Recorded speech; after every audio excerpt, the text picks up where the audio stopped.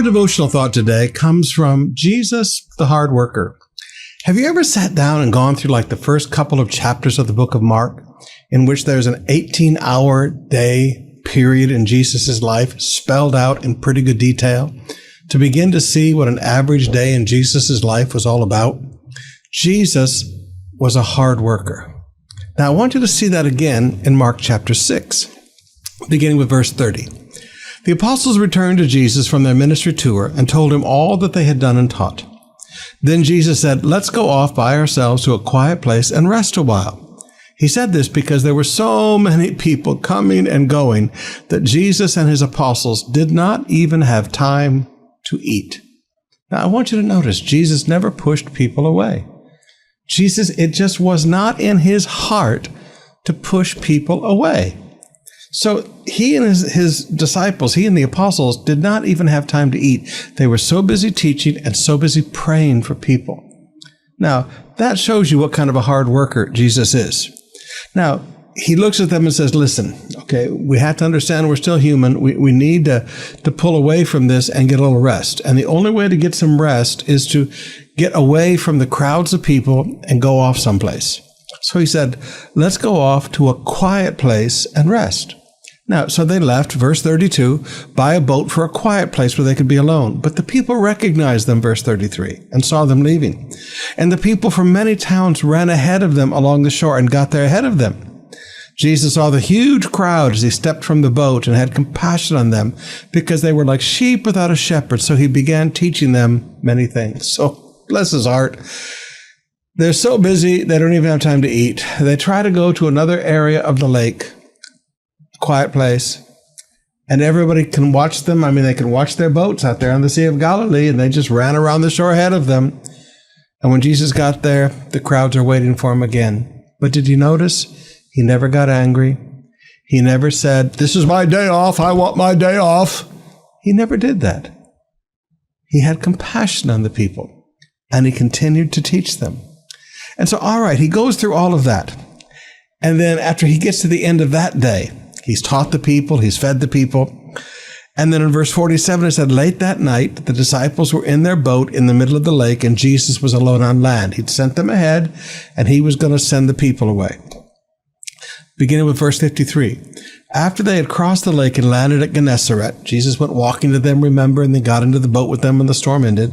They brought the boat to shore and climbed out. People recognized Jesus at once.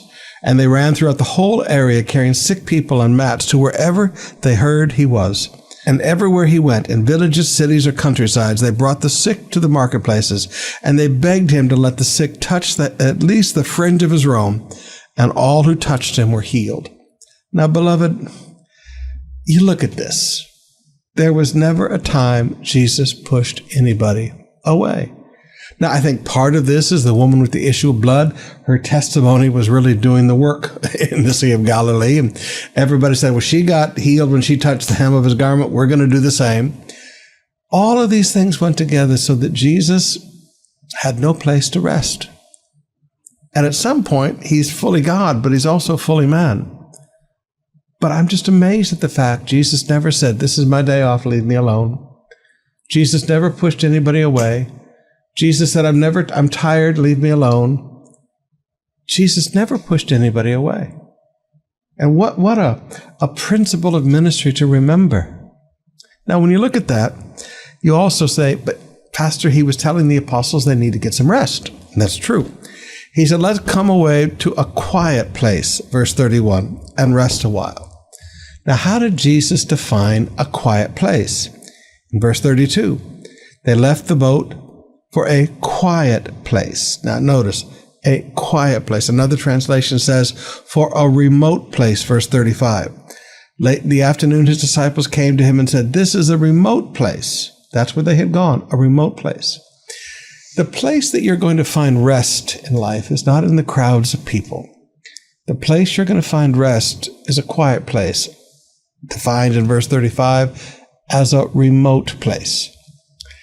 You know, Baguio is not a place to get any rest during holiday season.